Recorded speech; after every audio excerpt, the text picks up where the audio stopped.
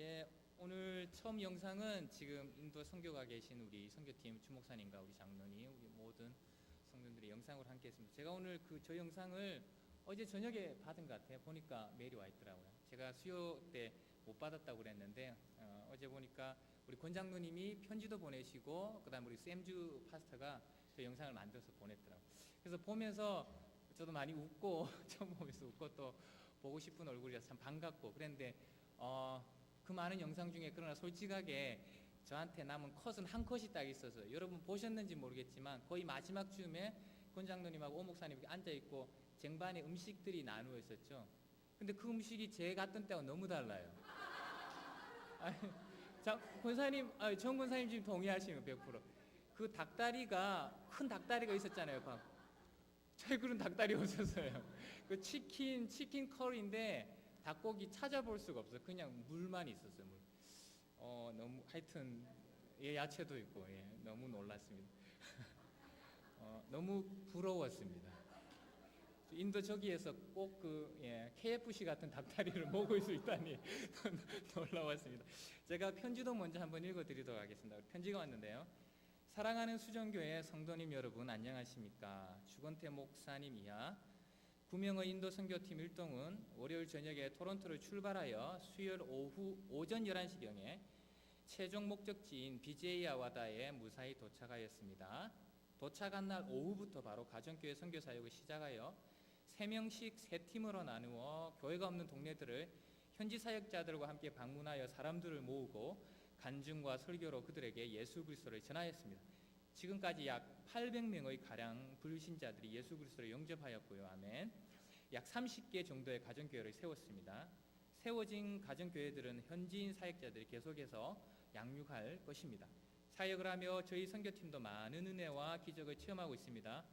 복음을 전한 후 예수님을 영접할 사람 손을 들라고 하면 거의 모든 사람들이 손을 들어 예수를 영접하고 또 머리에 손을 얹고 기도를 해주며 눈물을 흘리며 은혜를 받는 모습과 주님의 역사로 병고침을 받는 모습을 보면서 저희가 오히려 더 큰 은혜와 기쁨을 얻고 있습니다.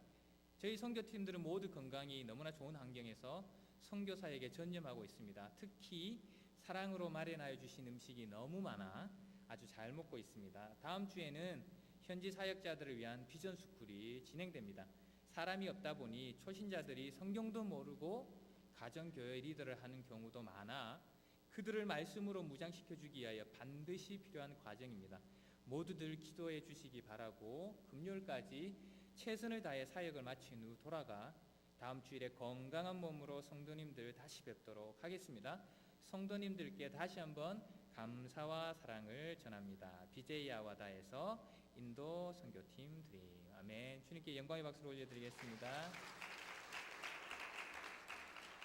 네, 감사합니다. 오늘 말씀을 룻기서 1장 1절에서 우리 강권이 14절까지 나갔는데요. 5절까지만 한번 읽도록 하겠습니다. 룻기서 1장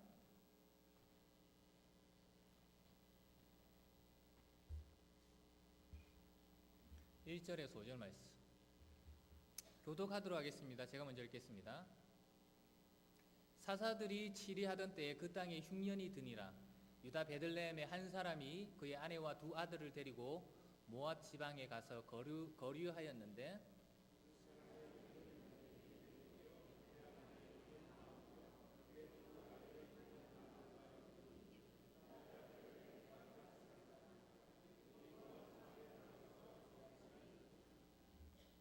나오미의 남편 엘리멜렉이 죽고 나오미와 그의 2 아들이 남았으며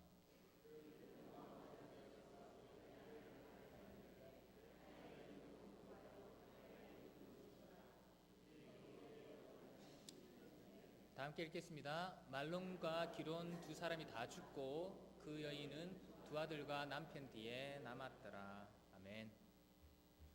하나님께서 올여름 저희 부부에게 귀한 선물을 주셨습니다. 제가 호주 힐송 칼리지에서 유학할 당시 친하게 지내던 스위스 친구가 있었는데요. 그 친구가 저희 부부를 올여름에 저희를 자기 집으로 초대했습니다.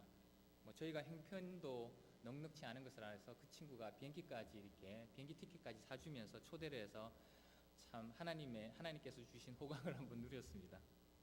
부인이 한국 사람인데 몸이 좋지 않아서 저희 부부에게 기도도 부탁하고 함께 휴가를 보내자는 것이었습니다. 한 2주 정도 시간을 잘 보내고 그 친구가 마지막 날 스위스만 있다가 하면 되겠느냐, 그래서 독일을 한번 가자 이래서 스위스에서 가장 가까이 있는 콘스탄츠라는 도시를 방문했는데, 역시 독일 분위기는 좀 스위스 분위기하고 다르더라고요. 나라도 훨씬 크다는 느낌이 들고요, 사람들도 훨씬 크고 좀 더 강하다는 그런 느낌이 강했습니다. 그래서 여러 그 교회들을 돌아보면서 이렇게 구경을 하는데, 그 친구가 말하기 여기에 콘스탄츠 도시에 라인강이 흐르고 있다고 말하는 거예요. 여러분, 우리 한국 하면 한강의 기적이지만 독일 하면 라인강의 기적이거든요. 그래서 그 강이 보고 싶어서 한 걸음에 뛰어갔습니다. 맑고 푸른 물이 힘차게 흐르는 라인강에 보트가 지나가고 사람들이 그 강가에서 한가로이 수영도 즐기더라고요. 정말 그림에서 보는 그 자유로운 유럽의 바로 그 모습이었습니다. 근데 제가 설교를 준비하면서 그 독일에 자랑스러운 한국인이 있다는 것을 알게 되었습니다. 바로 세계 최고의 간 박사 이종수 박사인데요. 이종수 박사는 독일 의과대학 최초의 동양인 종신 교수로 유일하게 노벨의학상 후보로 추천된 유일한 동양인 종신 교수라고 합니다. 독일에서 종신 교수란 자리는 전국 대학병원의 각 과에 한 사람씩 있고요. 그리고 자신이 맡고 있는 과의 인사부터 재정까지 모든 것을 총괄하는 아주 권위 있는 자리라고 합니다. 그래서 독일인 의사도 참 꿈꾸기 힘든, 오르기 힘든 그런 아주 좋은 자리라고 합니다. 귀한 자리라고 합니다. 그래서 한 번 임명되면 말 그대로 종신교수, 평생 정년 퇴임 없이 지위가 보장되는 그런 자리입니다. 이런 이유로 외국인에게는 거의 허락하지 않는데요. 그런 놀라운 명예를 이종수 박사께서 얻으셨다고 합니다. 우리 이 박사는 전남 영암에서 가난한 농부의 아들로 태어났다고 합니다. 근데 끝까지 꿈을 포기하지 않고 나이 30에 독일 유학의 길이 열려서 독일로 가서 그 힘든 외국 생활과 이민 생활, 그 모든 치열한 경쟁을 이겨내고요. 아주 독일뿐만 아니라 또 유럽 전역에서 전무후무한 기록을 그때부터 남기기 시작합니다. 1969년 그분이 유럽 최초로, 동양인 최초가 아니고 유럽 최초로 간을 이식하는 수술에 성공합니다. 세계가 깜짝 놀랍니다. 곧 이어서 1973년에 헬기로 간을 이송해서 다른 사람에게 간을 이식하는 수술을 성공합니다. 사람들이 다시 한번 놀랍니다. 그 다음 같은 해 1973년 비비 원숭이 간을 사람에게 이식해서 이것은 절대 불가능하다 한 일을 그분이 성공시킵니다. 그분은 현대의학의 흐름을 바꿔놓은 의학계의 석학으로 간 질환 전문가이자 1990년대 미국과 영국 인명록에 각각 올해의 인물로 선정되는 우리 한국의 유명한 인사뿐만 아니라 세계적인 명사가 바로 이 박사이십니다. 우리가 살고 있는 북아메리카, 미국과 캐나다에도 이민자로서 치열한 경쟁을 이겨내고 성공한 분들이 참 많이 있습니다. 저 와이프가 종종 보는 프로그램이 있습니다. 주일 모든 예배를 마치고 가면 한 8시간 넘어요. 저녁 한 9시 정도 식사를 하게 되는데 가이아나 예배까지 마치고, 그럼 예전에, 지금은 하지 않던 옛날에 보면 글로벌 성공 시대에서 세계 곳곳에서 한국인의 자랑스러움을 드러내는 많은 분들인데, 그때 보면 우리 북아메리카에도, 우리 여기 캐나다와 미국에도 참 이민의 여러 가지 어려움을 견디고 이겨내고 성공한 분들이 많이 있더라고요. 계시더라고요. 그러나 모든 이민자들의 삶이 이렇게 성공과 행복으로 이어지지는 않는 것 같습니다. 오늘 우리가 읽은 바로 이 룻기 본문에 보면 이 본문도 한 이민자 가족을 소개하고 있습니다. 유다 베들레헴 사람 엘리멜렉이 바로 그 사람입니다. 그는 사사들이 이스라엘을 다스리던 시대에 살던 사람인데 이스라엘에 흉년이 들고 기근이 들자 살기가 어려워집니다. 그래서 아내 나오미와 두 아들 말론과 기론을 데리고 모든 가족을 데리고 모압으로 오늘날로 말하면 이민을 가게 됩니다. 그러나 얼마 되지 않아 엘리멜렉은 이름 모를 병으로 죽게 됩니다. 그리고 나오미와 두 아들만 모압에 남게 되는데요. 그 두 아들이 모압 여인에게서 오늘 우리가 본 말씀 읽은 것처럼 오르바와 룻이라는 여인을 아내로 삼아 행복하게 잘 살았는데, 그러나 10년도 되지 않아서 그 두 아들조차도 갑자기 죽게 되고 새 여인들만, 졸지에 새 가부들만 이렇게 남게 되는 것입니다. 이것이 오늘 우리가 읽은 말씀에 나오는 룻기서의 배경입니다. 오늘 우리가 본문 말씀으로 룻기서 1장 1절에서 5절 말씀을 읽었지만, 오늘 제가 살펴보고자 하는 것은 룻기서 전체를 한번 살펴보면서요, 하나님이 우리와 나누고자 하시는 행복과 영광으로의 초대에 대한 메시지를 여러분과 한번 나누어 보고 싶습니다. 룻기서는 내용에 있어서 1장과 2장과 그리고 3, 4장 세 부분으로 나눌 수 있겠습니다. 우선 1장은 흉년을 피하여 남편과 함께 이민을 간 나오미, 그러나 거기서 남편과 자식을 하루아침에 잃어버리고 불행한 여인이 되고 삶은 절망 중에 절망으로 떨어지는, 그리고 실패자의 본보기가 되는 한 여인의 삶이 나옵니다. 1장 20절에 보면 나오미가 베들레헴 고향으로 돌아왔을 때 그녀는 사람들에게 이렇게 말합니다. 나를 더 이상 나오미라 부르지 마십시오. 나오미는 원래 말이 기쁨과 희락이라는 뜻을 가지고 있습니다. 그런데 나오미는 말해 나를 마라라 부르십시오. 마라의 뜻은 고통과 괴로움이라는 뜻입니다. 나를 더 이상 기쁨과 희락이라 부르지 말고 고통과 괴로움이라고 불러달라고 합니다. 그녀 스스로 자기를 소개하기를 전능자께서 나를 괴롭게 하고 있다, 전능자에게 괴로움을 당하는 자라고 1장 20절 21절에 소개하고 있습니다. 그래서 1장은 고난의, 그 다음에 기근의 절망의 장입니다. 근데 2장은 갑자기 보아스라는 이름이 1절부터 나오더니 룻이 그의 밭에 나가서 이삭을 죽게 되고 먹을 끼니조차 없던 그들이 보아스의 은혜로 배불리 먹게 되는 사건이 나옵니다. 2장 14절 18절에 보면 룻이 밭에 나가서 이삭을 죽게 되고요, 그곳에서 보아스의 은혜로 배불리 먹더라, 성경이 그렇게 말합니다. 그리고 그 남은 음식을 18절에 보면 저녁에 가져와서 시어머니 나오미에게 주었더니 또 배불리 먹고 더 남았더라, 성경이 그렇게 말하고 있습니다. 그리고 그날 17절에 보면 룻이 이삭을 죽기 위해서 준 곡식의 양이 얼마가 되었냐면 한 에바라고 17절에 말하고 있는데, 이 에바라는 단어는 이스라엘 민족이 고체의 양을 나타내는 단위였습니다. 액체의 양을 나타내는 것은 밭이라는 단위가 있었는데요, 이 에바라는 것은 고체의 양을 나타내는 단위입니다. 약 지금 단위로 환산하면 한 22리터에서 23리터, 꽤 되는 거죠. 여러분, 우리 쌀 20kg짜리 엄청난 겁니다.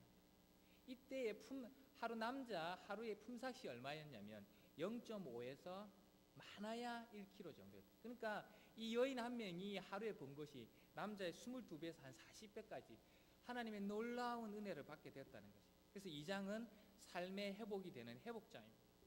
끼니조차 없던 이들의 삶이 풍요롭게 회복되는 것을 나타내고 있습니다. 그리고 3, 4장은 단지 그들이 풍요에만 그리고 회복되는 것에만 머무르지 아니하고, 우리가 다 알다시피 나중에 룻이 보아스와 결혼하게 되고요, 마침내 나중에 오벳을 낳게 됐잖아요. 그러면서 다윗의 족보를 성경이 설명합니다. 그러면서 다윗의 조상이 되었다가, 그 말은 우리 다윗을 통하여서 나신 예수 그리스도 메시아의 조상이 되는 그 3, 4장은 하나님의 영광의 자리로 이르는 그들의 모습을 묘사하고 있습니다. 이렇게 볼 때 룻기는 우리의 삶과 참 많이 닮아 있는 것을 발견하게 됩니다. 우리 중에는 지금 룻기 1장처럼 고통 중에, 고난 중에, 나오미가 말한 것처럼 하나님의 괴롭힘 중에 있는 분들이 계실 수 있습니다. 더 나은 삶을 찾아 인생의 길을 떠났지만, 인생의 항해를 시작했지만 실패와 절망에 이르기도 하기 때문이죠. 또 혹은 2장처럼 하나님의 은혜로 고난으로부터 회복된 분도 계실 겁니다. 아니, 처음부터 별 문제 없이 평탄한 삶 가운데 계신 분들도 계실 겁니다. 그러나 하나님께서 우리를 이끌으시는 장은 그 1장의 고난의 장, 절망의 장도 아니고요, 2장도 우리의 종착지는 아닙니다. 하나님은 우리로 하여금 3장과 4장의 하나님의 영광의 자리로 우리를 초대하십니다. 그러면 어떻게 우리가 하나님의 회복과 영광의 자리로 나아갈 수 있습니까? 어떻게 고난과 절망 가운데서 하나님의 회복의 자리로, 그리고 그 회복의 자리에서 영적 자기 도취로 안주하지 아니하고 내 삶이 편하고 좋으니 여기 머물겠습니다. 거기에 안주하지 아니하고 하나님의 영광의 자리로 3, 4장으로 나아갈 수 있습니까? 첫 번째 키는 하나님에 관한 것인데요. 우리 하나님은 작고 약한 자들의 평범한 삶을 통하여 역사하시는 하나님이십니다. 우리 한번 같이 외쳤으면 좀 긴데요. 제가 다시 한번 말씀드리겠습니다. 하나님은 작고 약한 자들의 평범한 삶을 통하여 역사하시는 하나님이시다. 하나님은 작고 약한 자들의 평범한 삶을 통하여 역사하시는 하나님이시다. 여러분 그것을 기억하십시오. 우리가 섬기는 하나님은 세상적 관점의 승리자의 하나님, 강한 자의 하나님만이 아니십니다. 오히려 여호와 전능하신 야훼 하나님은 우주 만물의 창조주이시며 역사의 주관자이시지만 한 평범한 가정의 불행한 사건을 통해서 오늘 본문 말씀처럼 구원의 역사를 이루어 가시는 하나님이십니다. 흉년과 기근을 피해 모압으로 이민을 선택한 엘리멜렉 가정, 그들은 그리 부와 힘이 보이지 않습니다. 부와 힘이 있어 보이지 않습니다. 그렇기 때문에 목숨을 연명하고자 고국을 떠나서 모압으로 이민을 간 것입니다. 그런데 거기서 남편과 두 아들을 죽음으로 황망하게 떠나보내고 절망의 끝자락에 홀로 남게 된 여인들, 희망이 끊어지고 눈물이 그들의 삶이 된 여인들을 우리가 오늘 보게 되는 것입니다. 우리 계속 읽어보면 오늘 14절까지라고 제가 처음에 본문 말씀을 말씀드렸는데 보면 그 세 여인들의 삶은 그냥 부둥켜 안고 우는 것밖에 없습니다. 그들이 서로 입맞추며 크게 울더니 그것이 그들의 삶이었습니다. 여러분 구약시대는 가부장 제도의 사회로서 여러분 우리가 모두 잘 알다시피 여성의 인격이나 지위가 얼마나 억압되고 무시되었는지 잘 아실 겁니다. 여러분 우리 신명기에 나오는 민수기에 나오는 구약의 인구조사에도 그리고 신약의 예수님의 기적의 사건들 속에서도 여자들의 숫자는 들어가지 못했습니다. 그러나 하나님은 그런 작고 약한 이들을 통해 오늘 구원의 역사를 성취해 가신다고 말씀하고 계십니다. 여러분 룻기서가 보아스기가 아닌 에스더가 모르드게서가 서로 명명되지 않고 여성의 이름으로 성경석에 들어간 것을 여러분 주목해 주시기 바랍니다. 여러분 우리 이 룻기서에 보면 보아스가 아주 중요한 역할을 합니다. 아주 중요한 인물입니다. 그러나 룻기서는 절대 우리가 보아스기라고 부르지 않습니다. 룻기서라고 부릅니다. 여러분 에스더를 읽으면 모르드게가 그 모든 사건을 이끌어가고 있습니다. 오히려 에스더가 이끌어가는 게 아니에요. 모르드게가 사건의 중심되어 사건을 일으키고 이끌어갑니다. 그러나 성경은 모르드게서라고 부르지 않고 에스더라서라고 부른다는 거죠. 고린도전서 1장 26절 29절에 성경은 이렇게 말합니다. 형제들아 너희를 부르심을 보라. 육체를 따라 지혜로운 자가 많지 아니하며 능한 자가 많지 아니하며 문별 좋은 자가 많지 아니하도다. 그러나 하나님께서 세상에 미련한 것들을 택하사 지혜 있는 자들을 부끄럽게 하려 하시고 세상에 약한 것들을 택하사 강한 것들을 부끄럽게 하려 하시며 하나님께서 세상에 천한 것들과 멸시받는 것들과 없는 것들을 택하사 있는 것들을 폐하려 하시나니 이는 아무 육체도 하나님 앞에서 자랑하지 못하게 하려 하심이라. 아멘. 지금 우리 가운데 고난의 과정을 지나시는 성도님들이 계십니까? 인생의 기근의 고통이나 하나님의 괴롭힘을 당하는 시기를 겪고 계신 분들이 계십니까? 혹시 그런 분들이 계시다면 이것을 기억하십시오. 그리고 우리 모든 분들이 이것을 기억하십시오. 하나님은 우리를 버리시는 분이 아니십니다. 하나님은 우리를 잊어버리지 않으셨습니다. 하나님은 작고 약한 우리를 외면하지 않으십니다. 도리어 지금도 우리와 함께 하시며 작고 약한 우리를 통하여 사용하시어 일하시고 계신 하나님이신 것을 믿으시기를 주님의 이름으로 축원합니다. 아멘. 열왕기하 5장을 보면 우리가 잘 아는 이야기가 나옵니다. 그 옛날 아람에 나아만이라는 위대한 장군이 있었습니다. 그는 아람 왕 압과 그 나라에서 성경이 그대로 말합니다. 아주 크고 존귀한 자였더라 이렇게 말합니다. 자세한 이야기는 나와 있지 않지만 또 아람 나라를 그 멸망에서 구원한 큰 일을 한 장군이었더라. 쉽게 말하면 이 아람 나만 장군은 아람 나라에서 넘버 원이라는 겁니다. 물론 왕이라는 사람이 있지만 거의 존재로서는 거의 넘버 원이라는 겁니다. 그러나 그 이름 앞에 그를 수식하는 이 모든 수식어들, 가장 크고 가장 존귀한 자, 나라를 구한 위대한 자, 이 모든 수식어들을 한꺼번에 그리고 순식간에 쓸어버리는 말이 그 다음에 나옵니다. 그런 큰 용사이나 저는 문둥병자였더라. 세상의 모든 부와 명예와 왕 같은 권력을 가진 그였지만 그의 속은 문둥병으로 썩어 들어가고 있었으며 그의 삶은 그것으로 인해 허무와 공허로 가득 차 있었습니다. 이런 비참한 지경에 있던 그가 우리가 아는 대로 엘리사를 찾아가 문둥병이 낫게 되고요. 우리 계속 열왕기하 5장을 읽어보면 15절에 이스라엘의 여호와 외에는 온 천하에 다른 신이 없다고 고백하며 이제 저는 나의 평생에 오직 여호와만을 섬길 것을 맹세합니다 라고 그가 고백하고 있습니다.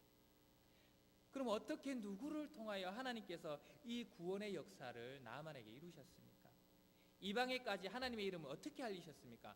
강하고 크고 존귀한 자인 나아만 장군 스스로였습니까? 아니었습니다. 아람의 모든 것을 가진 아람 왕이었습니까? 아니었습니다. 그도 아무것도 할 수 없었습니다. 그러면 하나님을 섬긴다는 이스라엘의 왕, 이스라엘 왕이 그랬습니까? 아니었습니다. 그는 오히려 아람이 무슨 꿍꿍이 속이 있어서 우리나라를 침범하려고 하는구나 하며 옷을 찢으며 두려움에 떨었다고 합니다. 하나님을 믿는다고 하는 이스라엘의 왕이 그 땅에 하나님이 있을진데, 그 땅에 하나님을 섬기는 선지자가 있을 텐데 우리 선지자가 그를 고치리라, 이런 믿음이 조차도 없었다는 거예요. 오히려 두려움에 떨어 이스라엘 왕조차도 두려움에 떨며 울부짖었다고 말하고 있습니다. 하나님은 당신의 살아계심을, 전능하심을, 구원의 역사를 이스라엘 땅에서 아람으로 노예로 사로잡혀오던 작은 계지바이를 사용하셔서 그 구원의 역사를 이루셨습니다. 열왕기하 5장 2절에서 3절을 보면 이렇게 말합니다. 전에 아람 사람이 떼를 지어 나가서 이스라엘 땅에서 작은 계지바이 하나를 사로잡으매 그가 나아만의 아내에게 수종들더니 그의 여주인에게 이르되 우리 주인이 사마리아에 계신 선지자 앞에 계셨으면 좋겠나이다. 그가 그 나병을 고치리이다 하는지라. 새 성경에는 어린 소녀 하나 이렇게 되어 있습니다. 그러나 옛날 성경, 제가 가진 옛날 성경에는 작은 계지바이 하나. 저는 이 표현이 좋은 것 같습니다. 작은 계지바이 하나. 하나님께서는 왕도 아니요 장군도 아니요 작은 계지바이 하나, 노예로 잡혀 그 아이를 통하여서 놀라운 역사를 이루신 것입니다. 하나님은 작고 연약한 믿음의 자녀들의 괴로움을 결코 외면하고 방치하시는 분이 결코 아니십니다. 하나님은 환난 당한 가정을 치유하시고 회복하시며 축복하시기 원하십니다. 하나님 앞에 우리의 약함을 드릴 때 주님은 그것을 통하여 놀라운 일을 행하십니다. 그것은 우리의 약함이 하나님의 전능하심을 가장 잘 드러내기 때문입니다. 우리가 믿는 하나님이 작고 약한 자들의 삶을 통하여 역사하시는 하나님인 것을 기억하시고 그 하나님을 붙드셔서 하나님이 우리를 위해 준비하신 회복과 영광의 자리로 전진하는 우리 모두가 되시기를 주님의 이름으로 축원합니다. 아멘. 그럼 두 번째, 또 어떻게 하나님께서 원하시는 회복과 영광의 자리로 우리가 나아갈 수 있을까요? 첫 번째는 하나님에 관한 것이었다면 두 번째는 나오미와 루스의 태도에서 발견할 수 있는데요. 그들은 자기에게 주어진 일상생활에 충실했습니다. 다시 한번 따라하겠습니다. 우리에게 주어진 일상생활에 충실합시다. 룻기에 나오는 나오미와 룻의 이런 가족 상실, 이런 비극, 이런 절망, 이것을 우리는 다른 성경에서도 이렇게 하나를 살펴볼 수 있는데 바로 욥기서입니다. 욥기서에서 욥을 보면요, 자식과 자기의 전 재산을 하루아침에 잃어버립니다. 그리고 자기의 건강도 완전히 잃어버립니다. 그러면서 욥은 그 고난의 상황에서 괴로워하며 자기를 찾아온 친구들과 많은 대화와 질문으로 논쟁을 벌입니다. 그러면서 하나님께 자기의 결함을 막 쏟아놓습니다. 그리고 차라리 죽은 자가 나보다 낫다라는 말까지 합니다. 근데 여러분 오늘 우리 룻기서를 읽어보면 아시겠죠. 그 반면에 고난 중에 있던 나오미와 룻의 경우에는 그러한 모습을 찾아볼 수 없는 것이 신기합니다. 그냥 나오미는 이 말만 합니다. 나오미는 1장 20절 21절에 전능자가 나를 심히 괴롭게 하셨다. 그리고는 자기의 주어진 상황을 인정합니다. 그리고 받아들입니다. 그것을 한탄하거나 그래서 하나님께 불평하지 않습니다. 나오미와 룻은 결코 하나님께 어리석은 질문을 하거나 신세를 한탄하는 것을 찾아볼 수 없습니다. 누구처럼 태어난 생일을 원망하거나 자살해야 되겠다 이런 말을 한 적도 생각도 하지 않습니다. 평범한 촌부들이요, 과부가 된 그들은 다만 자기들에게 주어진 일상생활에 충실하면서 열심히 자신들의 계획을 세우고 실천하며 하나님의 도우심을 바랍니다. 우리는 그것을 2장 2절에서 볼 수 있습니다. 룻이 나오미에게 밭에 나가 이삭을 죽겠다고 말합니다. 그러자 나오미는 그것을 허락합니다. 지금 남편이 잃고 모든 것이 절망 가운데 우리가 한국 영화 보면 그렇게 하잖아요. 우리 그냥 죽자 그렇게 말할 수 있는데, 룻 또한 자기 남편을 잃고 아무 희망이 없는 그 상황 속에서 어머니 제가 오늘 밭에 나가서 이삭을 죽겠나이다, 주워오겠나, 양식을 위해서. 나오미도 그것을 허락합니다. 그리고 2장 20절에 계속해서 보면 룻이 돌아와서 나오미에게 말할 때 나오미가 알게 됩니다. 그 보아스는 자기들의 기업을 물을 자, 자기들을 구원해 줄 사람이라는 것을 알게 됩니다. 그리고는 나오미는 계획을 세웁니다. 철저하게 어떻게 계획을 세워서 자보에게 이렇게 하라. 그리고는 그 둘은 그 자기들의 계획을 세우고 그대로 충실히 실행합니다. 세상 만사가 다 생각하니 헛되구나, 그렇게 구슬프게 노래하면서 일상의 생활을 내팽개치고 아무것도 생각하지 않으면서 하나님의 기적적인 간섭만을 기다리는 것은 참된 믿음이 아닐 것입니다. 우리는 하나님께서 주신 믿음과 이성을 주화롭게 사용해서 최선을 다해 일상생활에 충실함으로써 하나님의 구원의 역사에 동참해야 할 것입니다. 누가복음 16장 10절, 우리 PDS 지금 재생산반 하고 있는 성경 구절 말씀인데요. 우리 누구나 잘 아는 말씀일 것입니다. 누가복음 16장 10절 말씀. 예수님께서 제자들에게 이렇게 말씀하십니다.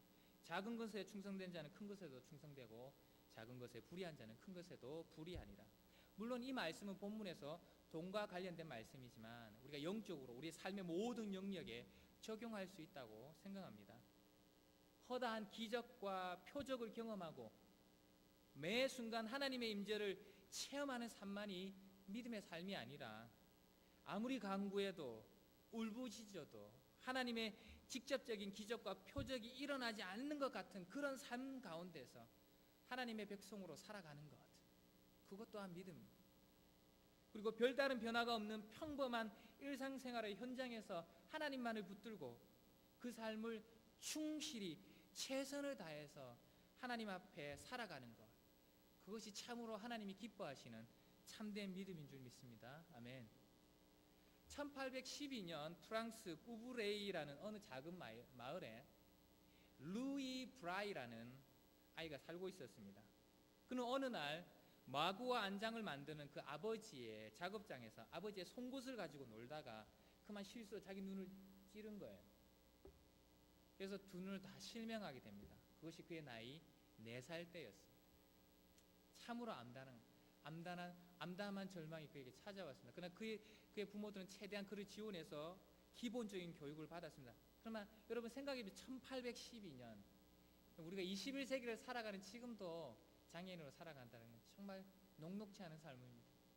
1812년, 그때는 정말 장애인을 위한 교육이나 책이나 그런 것이 전무하던 그 시절이었습니다.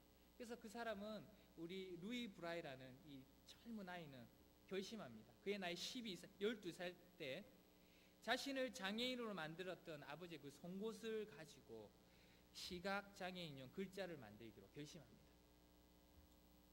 그리고 밤낮을 가리지 않는 피나는 노력 끝에 3년 뒤에 그의 나이 15세가 되던 때에 6개의 점을 이용한 브라이 점자를 만들게 됩니다. 여러분 그것은 다 알다시피 지금 시각장애인들이 쓰는 글이지요.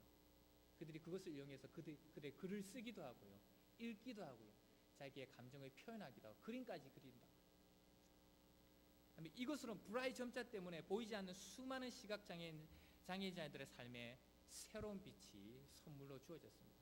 여러분, 우리가 잘 아는 헬렌 켈러 여사 박사는 이렇게 말하고 있습니다. 루이 브라이는 신과 같은 용기와 황금과 같은 마음을 지닌 천재이다. 그는 수백만 장애인들이 절망스러운 어둠에서 벗어나 마음의 풍요를 누릴 수 있는 세상으로 가는 넓고 튼튼한 계단을 놓았다라고 그의 죽음 앞에서 애도했습니다. 나오미와 룻은 그들은 촌부들이었습니다. 절망의 끝에 서 있는 가부들이었습니다. 그러나 그들이 보여주던 그들의 평범한 일상을 통한 그들의 신앙의 비범함을 우리는 배워야 할 것입니다. 하나님이 우리에게 요구하시는 참된 믿음은 인간의 최선을 배제하는 것이 아니라 오히려 그것을 전제 조건으로 우리에게 요구하고 있다는 겁니다. 다시 한번 읽겠습니다. 하나님이 우리에게 요구하시는 참된 믿음은 우리의 최선을 배제하는 것이 아니라 오히려 그것을 전제 조건으로 우리에게 요구하고 있다는 겁니다. 오직 나에게 주어진 현실을, 오직 나에게 주어진 오늘 하루를 최선을 다해서 진실되게 열심히 하나님 앞에 살아내므로 하나님이 준비하신 회복과 영광의 자리로 나아가는 우리 모든 수정의 성도님들이 다 되시기를 주님의 이름으로 축원합니다. 아멘. 이제 마지막으로 한번 하나님의 메시지를, 회복과 영광을 초대해 마지막 메시지를 나누고자 합니다. 그럼 어떻게 마지막으로 또 우리가 하나님의 회복과 영광의 자리로 나아갈 수 있습니까? 그 길은 삶의 많은 의문들 속에서도 하나님을 향한 전적인 신뢰를 가지는 데 있습니다. 다시 한번 하겠습니다. 삶의 많은 의문들 속에서도 하나님을 향한 전적인 신뢰를 가집시다. 룻의 마음속에는 수많은 질문들이 아마 여러분 있었을 겁니다. 결혼하고 남편과 시댁 식구들로부터 하나님에 대해서도 알게 되고, 또 그래서 하나님을 믿겠다고 개종도 하고, 그러면서 잠시 행복을 누렸는데 그것도 잠시, 순식간에 남편도 잃고 시아버지도 돌아가시고 참으로 하루아침에 가장 비참한 인생으로 떨어지게 됩니다. 그리고는 남은 시어머니, 그분을 모시고 남편 생전에는 오보지도 못했던 그 고향으로 돌아왔어요. 그 룻의 마음은 과연 어떻겠습니까? 아마 수만 가지의 생각과 여러 가지 의문점들이 그 마음속에서 일어났을 것입니다. 여호와 하나님 외에는 참신이 없다는 그 하나님을 섬기기로 작정했는데 왜 나에게 이런 일이 생기지? 여호와를 사랑하는 시댁과 자신에게 왜 이런 가혹한 일이 생기는지 아마 그녀의 마음속에 많은 혼란이 있었을 겁니다. 그러나 그녀는 그러한 상황 속에서 좌절하기는커녕 모든 의구심을 전능하신 하나님의 주권에 맡기고 그분을 전적으로 의지하고 신뢰하기로 결단합니다. 오늘 룻기서 1장 16절 17절에 보면 룻의 의지가 고스란히 담겨있는, 이렇게 말합니다. 룻이 이르되 내게 어머니를 떠나며 어머니를 따르지 말고 돌아가라 강권하지 마옵소서. 어머니께서 가시는 곳에 나도 가고 어머니께서 머무시는 곳에서 나도 머물겠나이다. 어머니의 백성이 나의 백성이 되고 어머니의 하나님이 나의 하나님이 되시리니 어머니께서 죽으시는 곳에서 나도 죽어 거기 묻힐 것이라. 만일 내가 죽는 일 외에 어머니를 떠나면 여호와께서 내게 벌을 내리시고 더 내리시기를 원하나이다. 그녀는 자기의 믿음을, 확고한 의지를 이렇게 말합니다. 어머니가 가시는 곳, 어머니가 머무시는 곳, 그리고 어머니가 죽는 곳, 이렇게 가시는 곳, 머무는 곳, 죽는 곳 점점점 강조하면서 자신의 믿음과 자신의 의지고 확고한 것을 점점 강조하고 있습니다. 여러분, 에스더서를 보면 삼촌 모르드게가 어느 날 에스더에게 와서 이스라엘 민족이 멸망하게 되었으니 나라를, 민족을 구하랍니다. 여러분, 이 에스더는 지금 이제 막 수많은 어려움을, 그 과정을 겨치고 지나고 그 왕후 와스디를 이어서 두 번째 왕후가 되었는데 날벼락이 떨어진 겁니다. 근데 여러분, 에스더 4장 11절을 보면 이것은 목숨을 요구하는 일입니다. 아마 에스더의 마음에 수만 가지 생각, 에스더도 우리 룻처럼 수만 가지 생각이 일어났을 겁니다. 이 아하수에로 왕이 얼마나 변덕스러운 왕인데 자기보다 더 예뻤던 와스디를 그냥 하루아침에 폐위시키는 그런 왕인데 이 기분에 따라서, 그리고 허락 없이 나갔다는, 그런 왕에게 나갔다는, 허락 없이 왕의 명령 없이 왕에게 나가는 죽는 것인데, 나도 와스디처럼 쫓겨나고 죽는 것이 아닐까. 이제 겨우 그 어려운 이민생활 고생고생해서 정말 하나님의 은혜로 왕후가 되었는데 왜 나에게 이런 일이 생기는 걸까? 아마 그녀의 마음속에 수많은 생각이 떠올랐을 거예요. 그러나 그녀는 4장 16절에 이렇게 말합니다. 모르드게에 말합니다. 당신은 가서 수산에 있는 유다인들을 다 모으고 나를 위하여 금식하되 밤낮 3일을 먹지도 말고 마시지도 마소서. 나도 나의 시녀와 더불어 이렇게 금식한 후에 규례를 어기고 왕에게 나아가리니 죽으면 죽으리이다. 수많은 의문이 있고 이해할 수 없는 상황이 있지만 결과는 오직 하나님께 맡기고 그분을 향한 전적인 믿음으로 나아갔던 겁니다. 죽으면 죽으리다. 결과 하나님께 맡김, 하나님만을 의지하고 나아가는 겁니다. 룻기 2장 12절에 하나님을 향한 전적인 신뢰로 나온 룻에게 보아스는 이렇게 말합니다. 여호와께서 네게 행한 일에 네가 행한 일에 보답하시기를 원하며 이스라엘의 하나님 여호와께서 그의 날개 아래에 보호를 받으러 온 너에게 온전한 상 주시기를 원하노라. 아멘. 여호와께 피한 사람을 하나님은 결코 외면하지 않습니다. 하나님을 나의 반석이라 생각하시고 하나님은 나의 피난처로 삼는 자를 하나님은 절대 그냥 두지 않습니다. 하나님 그분을 회복시키고 그 사람을 축복하시며 그 사람을 회복과 영광의 자리로 인도하시는 분이심을 믿기를 예수님의 이름으로 축원합니다. 아멘. 이제 말씀을 정리하겠습니다. 우리 피아노 발좀 쳐주시고요. 하나님은 우리를 고난과 절망에서 회복의 자리로, 그리고 영적 안주와 자만에서 그 자리에 머물러 있는 우리를 영광의 자리로 우리를 초대하시며 이 시간 우리를 부르고 계십니다. 그러므로 우리가 섬기는 하나님이 작고 약한 그런 평범한 사람들을 통해 역사하시는 하나님인 것을, 우리와 같은 그런 하나님인 것을 깨닫고 하나님께서 지금 우리에게 허락하신 이 오늘 하루하루 평범한 일상생활에 최선을 다해 충실히 살아냄으로써 삶의 많은 의문들 속에서도 모든 결과는 하나님께 온전히 맡기고 하나님을 향한 전적인 신뢰로 나아감으로 주님께서 우리를 초대하시는 그 회복과 영광의 자리로 나아가는 우리 모든 수정의 성도님들이 다 되시기를 예수님의 이름으로 축원합니다. 아멘. 오늘 우리 함께 나눈 말씀을 한번 기억하시면서 우리 주님 앞에 한번 기도했으면 좋겠습니다. 하나님, 그렇습니다. 오늘 하나님은 다시 한번